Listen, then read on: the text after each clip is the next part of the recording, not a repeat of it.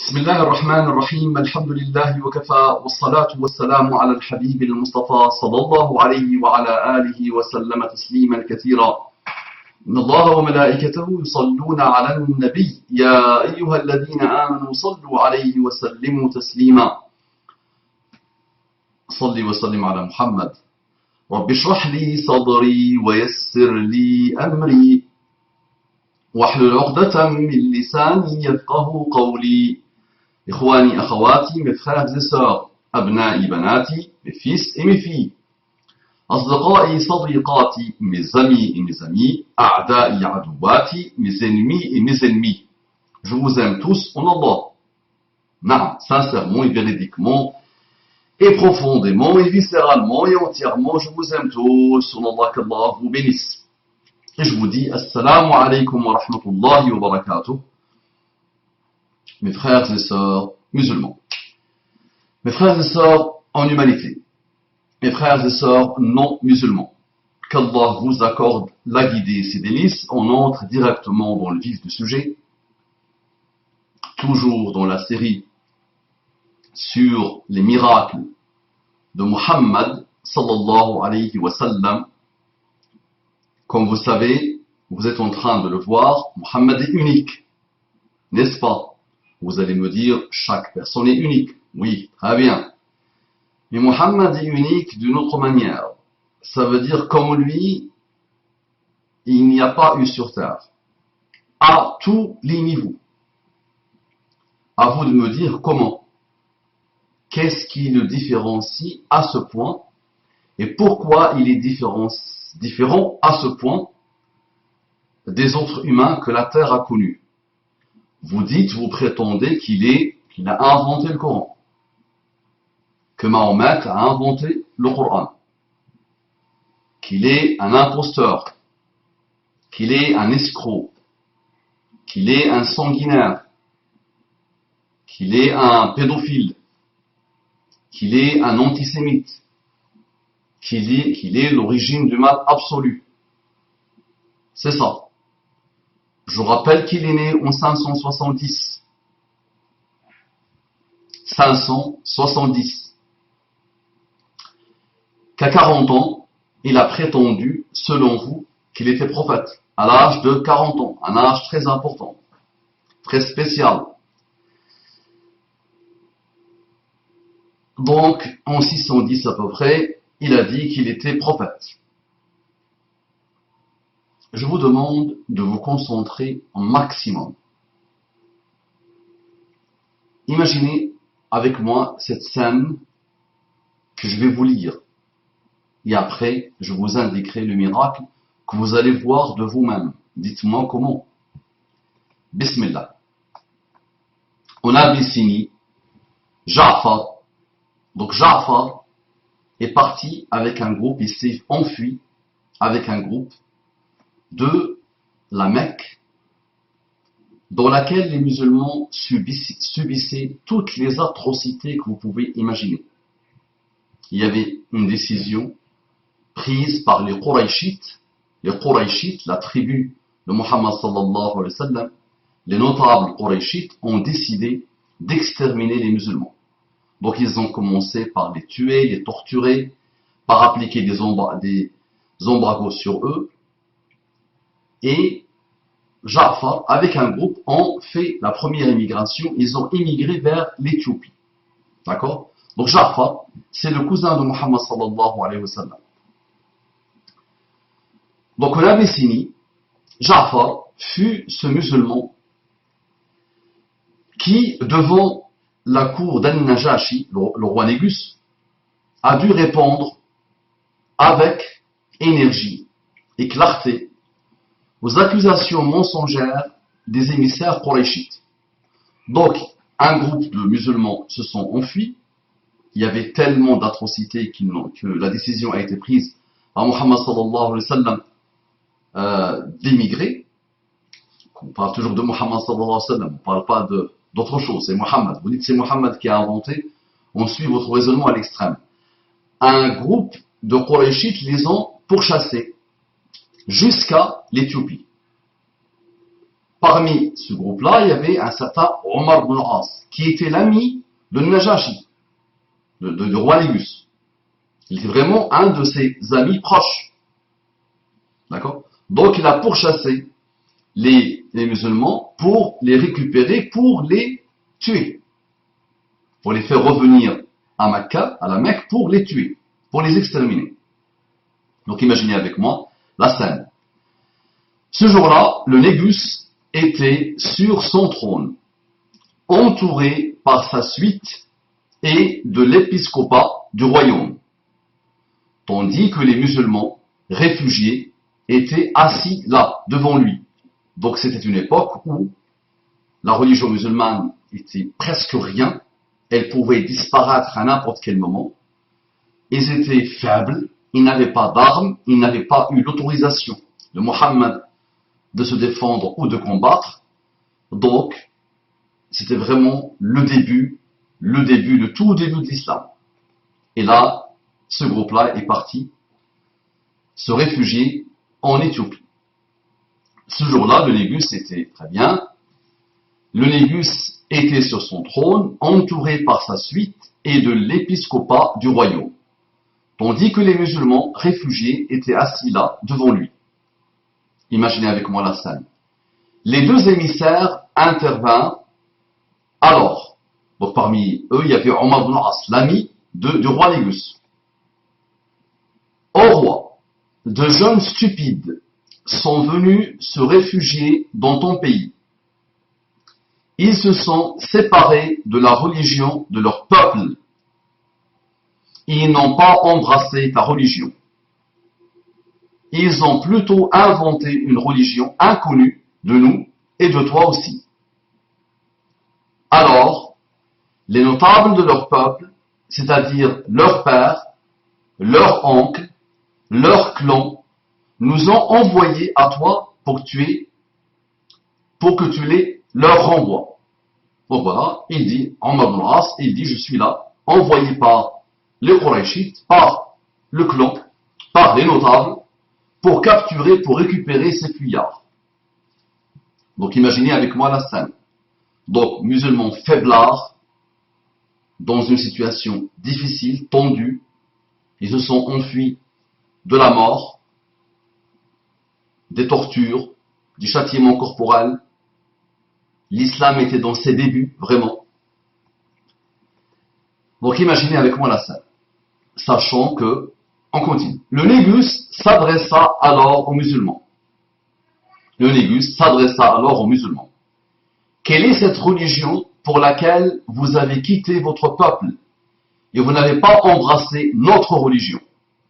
Donc quelle est cette religion pour laquelle vous avez quitté votre peuple et vous n'avez pas embrassé notre religion? À cette question, Ja'far ibn Abi Talib, donc Ja'far ibn Abi Talib, donc le cousin de Muhammad sallallahu alayhi wa sallam, se leva et dit, donc écoutez bien, une description de Muhammad sallallahu alayhi wa sallam par ceux qui l'ont connu, par ceux qui l'ont observé, par ceux qui ont vécu à son époque. Regardez une des plus belles définitions de la religion de Muhammad sallallahu alayhi wa sallam. Regardez ce qu'il dit. Ô roi, nous étions un peuple païanique. Donc des païens, adorateurs de tout et n'importe quoi. Nous n'étions pas monothéistes. Ô roi, nous étions un peuple païanique. Nous adorions les déités. Mangions la chair morte. Commettions les turpitudes. Coupions les liens de parenté. Nuisions aux relations de bon voisinage. Le puissant d'entre nous usurpait le droit du faible. Jusqu'au jour où Dieu nous a envoyé un messager, issu de nous, dont nous connaissons le lignage, la sincérité, la loyauté et la chasteté. Il nous a appelés à croire en Dieu l'unique. Il nous a appelés à croire en Dieu l'unique, à observer son adoration et à nous éloigner de l'adoration des pierres et des idoles que nous ainsi que nos pères pratiquions. Il nous a ordonné de tenir un langage vrai. Il nous a ordonné de tenir un langage vrai, d'être fidèle au dépôt, de maintenir les liens de matrice, les liens de parenté, d'avoir des relations de bon voisinage, de cesser la pratique des choses interdites, ainsi que l'effusion du sang sans droit. Il nous a aussi interdit les turpitudes, le mensonge, de manger le bien de l'orphelin, d'accuser les préservés. Les préservés, le muhsanat, ça veut dire qu'une femme qui a déjà connu le mariage, une femme muhsana, on appelle ça en arabe, de dire qu'elle a forniqué. De faire bouger sa langue pour dire qu'une femme a forniqué. Une femme préservée, une femme de bien, d'être injuste envers elle avec la langue. C'est ça, d'accuser. Donc, il nous a le mensonge, de manger le bien de l'orphelin, d'accuser les préservés. Alors, nous lui avons accordé créance et nous l'avons cru et nous l'avons suivi conformément à ce qu'il a apporté de son Seigneur. Nous avons adoré Dieu l'unique, sans rien lui associer. Nous avons interdit à nous-mêmes ce qu'il nous a interdit, permis à nous-mêmes ce qu'il nous a permis. À cela, notre peuple s'est jeté sur nous.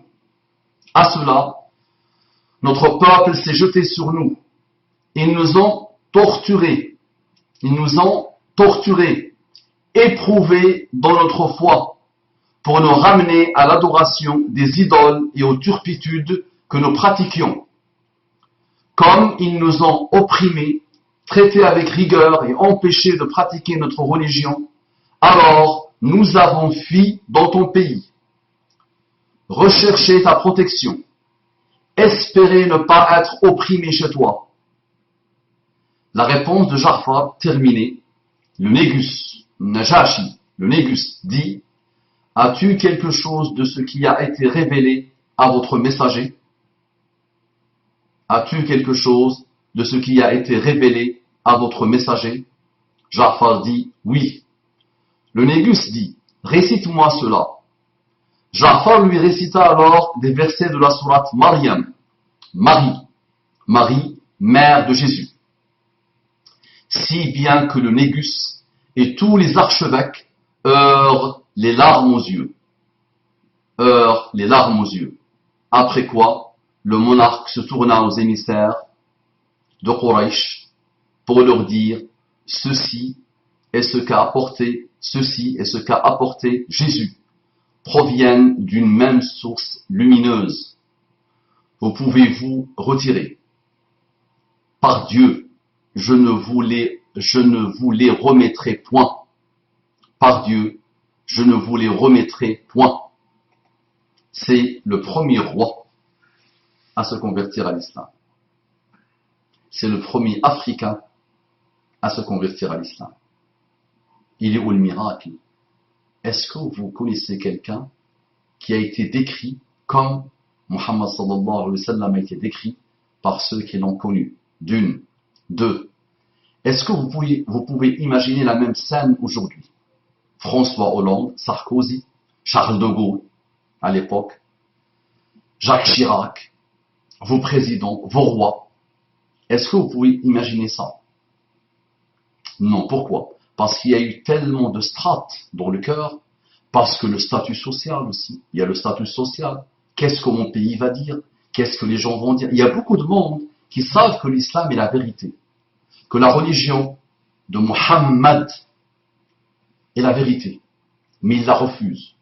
Celui-là, Najashi, à l'aube de l'islam, un certain temps, peu de temps après cet événement, il s'est converti à l'islam. Maintenant, quand Muhammad sallallahu alayhi wa sallam a décidé d'envoyer ce groupe-là, des gens très proches à lui, ce groupe de compagnons, quand il a décidé de les envoyer, il aurait pu les envoyer au Cham, il aurait pu les envoyer dans une autre tribu, dans la péninsule arabique. Parce qu'à l'époque, les autres tribus n'étaient même pas encore informées. Il n'y avait qu'une tribu qui avait commencé à faire souffrir, à faire torturer les musulmans. Il a, subhanallah, gloire à Dieu, il a décidé de les envoyer chez Najashi, en Éthiopie, en Abyssinie, chez Najashi. Comment il a fait? En leur disant, regardez bien, en leur disant, allez chez Najashi, فإنه لا يظلم عنده أحد. Najashi, personne ne peut être opprimé chez Najashi. Allez voir le roi Négus, allez dans le pays du roi Négus, car personne ne peut être opprimé chez lui. Comment Muhammad sallallahu alayhi wa sallam avait imaginé, avait prédit ce qui allait passer. Et Najashi, Naam, et s'est converti à l'islam. Méditons sur le message de Muhammad sallallahu alayhi wa sallam. Méditons sur le résumé qu'a fait Ja'far ibn Abi Talib du message de Muhammad sallallahu alayhi wa sallam. Et comparez avec ce qui se passe aujourd'hui. Et dites-vous, peut-être, on va oublier notre statut social. Nous allons oublier notre racisme contre les Sarrasins, contre ces barbares, bédouins. La religion d'Allah n'est pas la religion des Arabes. Sachez-le, les Arabes représentent 10, 15, 17% maximum des musulmans de la terre. La religion d'Allah, son miracle, c'est qu'elle est universelle. C'est qu'elle se renouvelle. C'est qu'elle est partout. Que n'importe quelle époque, n'importe quel endroit pourra trouver son bonheur dans cette religion. D'accord? Donc, qui est derrière Muhammad sallallahu alayhi wa sallam? Qui est derrière cette description de ce personnage? Muhammad sallallahu alayhi wa sallam, je vous pose la question. Vous êtes très intelligent. D'accord? Vous êtes les descendants du siècle des Lumières. Dites-nous comment Muhammad sallallahu alayhi wa sallam est unique à ce point. Et relisez encore la description faite par Ja'far ibn Abi Talib. Et allez voir cette sourate qui a fait pleurer un chrétien, un roi chrétien qui était dans sa puissance, dans sa force, entouré de gens qui, un geste de sa part, ils peuvent mourir. Regardez ce personnage, subhanallah, son cœur a été touché par cette description de Ja'far ibn Abi Talib, parce que le cœur était sincère. Et il a pleuré quand il a entendu la description faite par Muhammad, n'est-ce pas? Muhammad ne peut pas faire cette description de Marie, mère de Jésus. Allez voir, allez lire sourate Maryam, sourate Marie. Écoutez-la aussi. كافها يا عين صاد ذكر رحمة ربك عبده زكريا إذ نادى ربه نداء خفيا قال رب إني وهن العظم مني واشتعل الرأس شيبا ولم أكن بدعائك رب شقيا. Ça c'est le Coran. Regardez comment il est puissant, la parole d'Allah. Comment il est puissante, la parole d'Allah. Vous dites que c'est la parole de Muhammad. Expliquez-moi comment il a fait. Ça marche. Et observez cette description qui est valable jusqu'à la fin des temps. Et qui décrit le mal et qui décrit ce qui a remplacé le mal. Assalamu alaikum wa rahmatullahi wa barakatuh.